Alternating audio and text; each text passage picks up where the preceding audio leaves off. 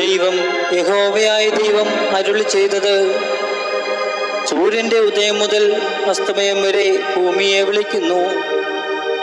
സൗന്ദര്യത്തിന്റെ പൂർണ്ണതയായ സിയോണിൽ നിന്ന് ദൈവം പ്രകാശിക്കുന്നു. നമ്മുടെ ദൈവം വരുന്നു, മൗനമായിരിക്കുകയില്ല. അവന്റെ മുമ്പിൽ തീ ദഹിപ്പിക്കുന്നു. അവന്റെ ചുറ്റും വലിയൊരു കൊടുങ്കാറ്റടിക്കുന്നു. തൻ്റെ ജനത്തെ ന്യായം വിധിക്കേണ്ടതിന് അവൻ മേലിൽ നിന്ന് ആകാശത്തെയും ഭൂമിയെയും വിളിക്കുന്നു. യാഗം കഴിച്ച് എന്നോട് നിയമം ചെയ്തവരായ എൻ്റെ വിശുദ്ധന്മാരെ എൻ്റെ അടുക്കൽ കൂട്ടുവീൻ. ദൈവം തന്നെ ന്യായാധിപതിയായിരിക്കാൽ ആകാശം അവൻ്റെ നീതിയെ ഘോഷിക്കും. എൻ്റെ ജനമേ കേൾക്ക, ഞാൻ സംസാരിക്കും. ഇസ്രായേലേ, ഞാൻ നിന്നോട് സാക്ഷീകരിക്കും. ദൈവമായ ഞാൻ നിന്റെ ദൈവമാകുന്നു. നിന്റെ ഹനനയാഗങ്ങളെക്കുറിച്ച് ഞാൻ നിന്നെ ശാസിക്കുന്നില്ല. നിന്റെ ഹോമയാഗങ്ങൾ എപ്പോഴും എൻ്റെ മുമ്പാകെ ഇരിക്കുന്നു.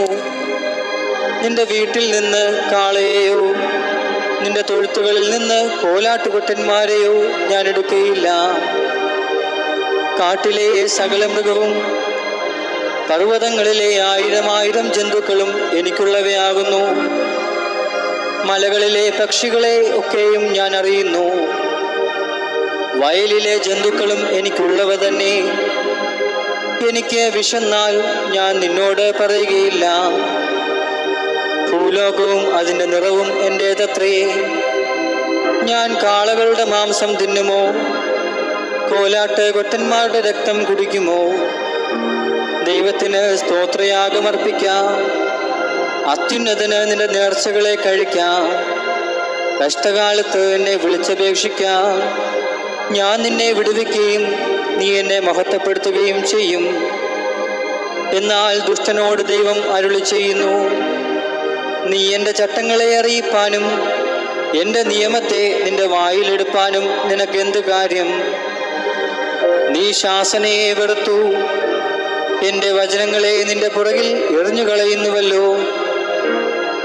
കള്ളനെ കണ്ടാൽ നീ അവന് അനുകൂലപ്പെടുന്നു. വ്യഭിചാരികളോട് നീ പങ്കുകൂടുന്നു. നിന്റെ വായ് നീ ഭോഷത്തിന് വിട്ടുകൊടുക്കുന്നു. നിന്റെ നാവ് വഞ്ചന പിണയ്ക്കുന്നു.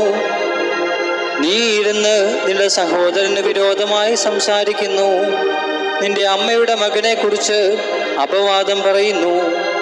ഇവ നീ ചെയ്ത് ഞാൻ മിണ്ടാതിരിക്കിയാൽ ഞാൻ നിന്നെ പോലെയുള്ളവനെന്ന് നീ നിരൂപിച്ചു. എന്നാൽ ഞാൻ നിന്നെ ശാസിച്ച് നിന്റെ കണ്ണിൻ മുമ്പിൽ അവയെ നിരത്തി വയ്ക്കും. ദൈവത്തെ മറക്കുന്നവരെ ഇത് ഓർത്തുകൊള്ളുവിൻ, അല്ലെങ്കിൽ ഞാൻ നിങ്ങളെ കീറിക്കളയും. വിടുവിപ്പാൻ ആരുമുണ്ടാകുകയുമില്ല. സ്തോത്രമെന്ന യാഗം അർപ്പിക്കുന്നവൻ എന്നെ മഹത്വപ്പെടുത്തുന്നു. എൻ്റെ നടപ്പിനെ ക്രമപ്പെടുത്തുന്നവന് ഞാൻ ദൈവത്തിൻ്റെ രക്ഷയെ കാണിക്കും.